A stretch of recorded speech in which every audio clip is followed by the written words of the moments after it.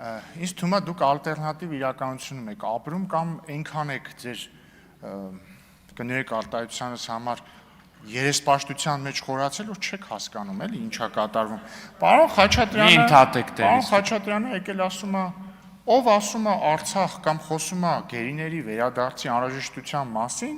ենթարկվում է բռնաճնշումների կամ քրեական գործահարուցում կամ բռնում են, չեմ հիշում կոնկրետ որ ձևակերպես, բայց միտքի հետ էր, որ ասում է Արցախ կամ ասում է գերիները պետք է վերադառնան, իրան բռնում են։ Նախ պարոն Խաչատրյան, ձեզ ինչ չեն բռնել այդ դեպքում։ Կամ ձեր խմբակցության բոլոր անդամներին ինչ չեն բռնել։ Կամ ուժեղ հերթի մեջ չեք։ Մի վարքյան։ Մի խոսեք տեղից։ Հաջորդը դուք հասկանում եք ինչ վատ բան եք անում։ Բայց կարող չեք հասկանում, ես փորձեմ բացատրեմ, էլի իմ տեսանկյունից ինչ եք դուք շատ վատ բան անում։ Եթե խոսքը Քոչարյանի մասին է, իրան, չգիտեմ արդեն կալանավորեցին, չկալանավորեցին, կալանավորեցին։ Իրա դեմ քրեական գործով ինքը հասնում է, ոչ թե որովհետև ինքը հասնում է Արցախ, այլ որովհետև ըստ մեղադրանքի, օրինակ, մի հատ տարածք է 2 հեկտար առել 40 միլիոն դրամով, փոխանակել է 1 արել պետական տարածքի հետ, էլի 2 հեկտար, ծախել է 1.740 միլիոն դրամով։ Ոչ թե որտեվ ասել է Արցախ, հասկանում եք։ Ոչ թե որտեվ ասել է գերիները պետքա վերադառնան։ Տեսեք, նա ես ասում եմ, մեր գերիները պետքա վերադառնան։ Զգում եք, չէ՞ որ ածն չեկավ իմ հետևից։ Գիտեք ինչի չեկավ։ Որտեվ ես չեմ առել տարածք 40 միլիոն դրամով, որ հետո փոխանակել եմ պետական այլ նույն չափի տարածքի հետ եւ վաճառել 1.740 միլիոն դրամով։ Կամ որտեվ իմ 2-ամյա որդին միլիոնատեր չի հիմա։ Գուցե դրա համար ածն իմ հետևից չի գալիս, այլ ոչ նրա համար, որ ես չէի ասում գերիները պետքա վերադառնան։ Դիտեք, միշտ ասել եմ, կամ այդ ինչ բան է, անդամ գալիս եք ասում եք, ով որ խոսում է գերիների վերադարձի մասին, սենց նենց, մենք ենք ամեն օր խոսում։ Ձեր կուսակիցները իմ հետ, ասենք, տարին 4 անգամ 5 տարի եկել են Ստրասբուրգ ԵԽՎ նիստերի։ Հարցրեք, ես խոսում եմ գերիների մասին, թե չեմ խոսում։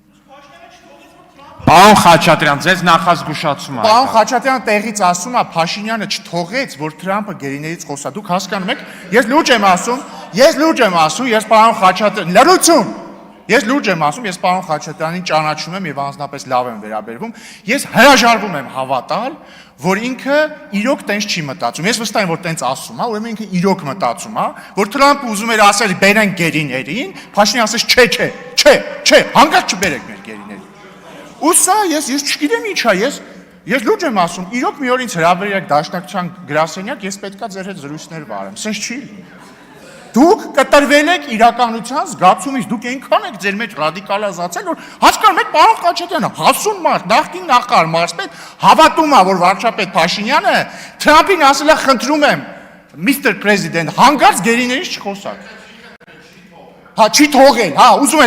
արդեն նստացնում էին օթանա, որ մեր գերիները կան, Փաշինյանը ասեց, ոչ, ու ինչի ասեց, որ դուք տարին, ասենք, 300 օր գաքստեղից իրան մեղադրեք, որ գերիները հետ չեն գալիս, հասկանում եք, ասացի աբսուրդ է, բայց կրկնում եմ, սիրելի բարեկամներ, ովքեր որ ունեն բարեկամներ, որոնք քրեական հետապնդման են ենթարկվում, կամ կալանավորված են, կամ տնային կալանքի տակ են, հանգիստ շարունակեք խոսել գերիների վերադարձի համար, դրա համար չի, որ ձեզ քրեական հետապնդման են ենթարկում, այլ ենթարկում են քրեական հետապնդման, որովհետև դուք կամ ձեր բարեկամները ենթադրաբար քրեական հանցագործություն են իրագործել, դրա համար էլ գալիս է պատիժը կամ ժողովրդի վրեժը, ինչպես ես անվանում եմ արդարադատություն։ Բայց մեծագույն երեսպաշտություն է դա, հասկանում եք, գրկել քո ենթադրյալ ապօրինից հետ բերված 200 միլիոնը ու ասել, գիտեք ինչ կա, ինձ հետապնդում են, որովհետև ես ասեցի Արցախ։ Այ քեզի բան։ Այսինքն դուք ձեր հույսը ինչի վրա եք դրել, որ երիտասարդները, ասենք 18 տարեկան, որ ծնվել են Քոչարյանի նախագահությունից հետո պետք է իրանք դա չիմանան։ Հիասթափեցնեմ ձեզ, իրանք իրենց ծնողներին ունեն, տատիկ-պապիկներին ունեն, բոլորը ամեն ինչ տեսնում են ու կրկնում եմ, կա բան, որը ակնհայտ է, էլի մարդիկ տեսնում են, ասենք Քոչարյանը նախագահ էր, ավարտեց իր նախագահությունը, մի 100 հատ բիզնես ուներ արդեն, գույք հեկտարներով, որոնք 40 միլիոնով առնում է, 1.740-ով ծախում է։ Ու նայում են մեզ տեսնում են, մենք ինչա մեր հետ կատարվում։ Օրինակ վարչապետ Փաշինյանը քանի բիզնես ունի, 0։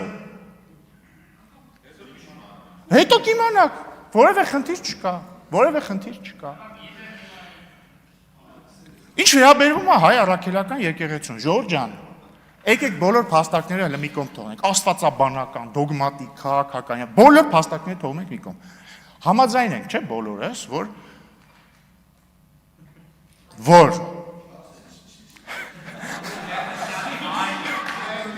ես, չէ, որ հայ առաքելական եկեղեցու գլուխը պետք է լինի կոնսենսուսային կերպար։ Ինքնին այդ պաշտոնի նկարագրությունը դա է ենթադրում, անվան մեջ էլ կա ամենայն հայոց կաթողիկոս, վեհափառ հայրապետ, այսինքն ասում, ինչ ասում, այս պաշտոնյան նախ պետք է լինի վեհ, որ իրան փառավորենք, ինքը պետք է լինի հայրապետ եւ հետեւաբար չպիտի լինի հայր, որովհետեւ հայրը չի կարող լինել հայրապետ, օրինակ ես հայրապետ չեմ կարող լինել, այն պարզ բանի բերումով, որ ես չեմ կարող լինել բոլորի հայրապետը, որտեղ ես հայր եմ, ես իմ որդու հայրն եմ, ես վերջ չեմ կարող լինել հայրապետ, խնդրում եմ ինձ երբևէ հայրապետ չանվանել, եւ ամենայն հայոց կաթողիկոս, ամենայն հայոց, բոլոր հայերի, հիմա Ժորժ ջան, այդ մարդը, որի անունը չի կարելի տալ, այնց իրավիճակ է ստեղծել իր գործողություններով, որ իրան մի կերպ անվանես, մի մասնա սենց անում, մյուս կերպ անվանես, մյուս մասնա սենց անում, հասկանում ինքը դարձել է պարակտման խորհրդանիշ։ Եվ նույնիսկ եթե դուք իրան շատ եք սիրում, որտեղ ինքը ձեր կաթողիկոսն է։ Ոչ, ձեր, հենց այդ է պրոբլեմը, Տիկին Վարդանյան, ինքը ձեր կաթողիկոսն է, ինքը իմ կաթողիկոսը չի, ու դրա մեղավորը ինքն է, հասկանում եք, ինքը իրան զրկել է ամենայն հայոցի տիտղոսից, ինքը էլ ամենայն հայոց չի։ Նույնիսկ եթե դուք համարում եք, որ մենք սխալ ենք, կապ չունի, մենք սխալ ենք, սխալ չենք, փաստ է, որ ժողովրդի կեսը չի ընդունում այդ մարդուն։ Դրա համար ինչ ինքը կարող է անել, ինչ կաներ իրական հայրապետը։ Կասա Ժորժ ջան, լավ ես գնամ, թող կոնսենսուսային մարդ կա։ Դա է ճիշտը։ Դա է ճիշտը։ Տեսեք քաղաքական գործիչն ես պարտավոր չեմ լինել կոնսենսուսային կերպար, օրինակ։ Շատ նորմալ է, որ այս դահլիճի 60%-ը, չգիտեմ, ինձ լավ է վերաբերվում, 40%-ը միջին։ Չնայած մարդ ես, չգիտեմ։ Դա նորմալ է, որտեղ ես ամենայն հայոց, ամենայն ազգային ժողովոց այժմ նախագահ չեմ։ Բայց այն մարդը պետք է կոնսենսուսային լինի ու հերիք ասենք լավ, չեք հոգնել այս թեմայից ընդհանրապես։ Խնդրում եմ նրան, եթե լսում է, նա ում անունը չի կարելի տալ։ Ազատեք մեզ ձեր պարակտիչ ներկայությունից մեր հոգևոր եւ քաղաքական կյանքում։ Ինձ ընդհանրապես պետք չի, որ հաջորդ կաթողիկոսը լինի իշխանամետ, լինի ԿՊ-ական, պետք չի։ Թող լինի մարդ, ում բոլորը կընդունեն ամենայն հայոց, ու մարդ, որը չունի զավակ։ Կամ թող հիմա կանոնները փոխեն, պաշտոնապես ամրագրեն, որ կուսակրոնությունը հանում են, թող ունենա զավակ, ես ոչ մի խնդիր չունեմ։ Բայց եկեք այս երեսպաշտությունն ավարտենք։ Մեկ էլ թրիփի հետ կապված պարոն Խաչատրյան։ Ասում եք, թրիփի իրագործումը չի ապահովում Հայաստանի ապաշրջափակումը։ Տեսեք, մի տարի առաջ, օգոստոսի 8-ին, երբ որ ստորագրվեց խաղաղության հռչակագիրը, բոլորը ասում են, «Էս ինչ է», բոլոր ընդդիմադիրները, էլի։ Ասում են, «Էս ինչ է, Հայաստանը իրանց ճանապարհ տալու փոխարենը ոչինչ չի ստանալու»։ Նախ, եթե դուք ուշադիր կարդաք, ինչա գրած, թրիփի իրագործումը ընդհանուր տարածաշրջանային ապաշրջափակման բաղադրիչ է։ Թրիփը դրա մաս է։ Եվ պայմանավորվածությունը հետևյալն է, բացվում է եւ թրիփը, եւ մնացածը։ Օրինակ, երասխ, սադարակ, երկաթգիծը։ Եվ դա նշանակում է, որ մեր երկաթգծային կապը ոնց որ մեր երկաթգծային ոնց որ մեր տարածքն է երկաթգծի համար բացվում Ադրբեջանի համար եւ ոչ միայն երկաթգծի։ Այնպես էլ իրանցը մեր համար։ Եվ բացի դրանից իրադարձությունները զարգացան այնպես, որ փաստացի հիմա մեր համար ապաշրջափակումը մասամբ ավելի շուտ է սկսել իրագործվել, քան Ադրբեջանի համար, որովհետեւ ուզում եմ ձեր ուշադրությունը հրավիրել եմ փաստի վրա, որ մենք հիմա Ադրբեջանի տարածքով երրորդ երկրների հետ երկաթուղային կապ ունենք։ Իդեպ, ուզում եմ նաև այն մեկ այլ բանի վրա ուշադրության հրավիրեմ ձեր, որ մենք հիմա Թուրքիայի տարածքով էլ Թուրքիայի եւ երրորդ երկրների հետ երկաթգծային կապ ունենք։ Ոնց է կարելի սա նկատել, չգիտեմ, շնորհակալություն։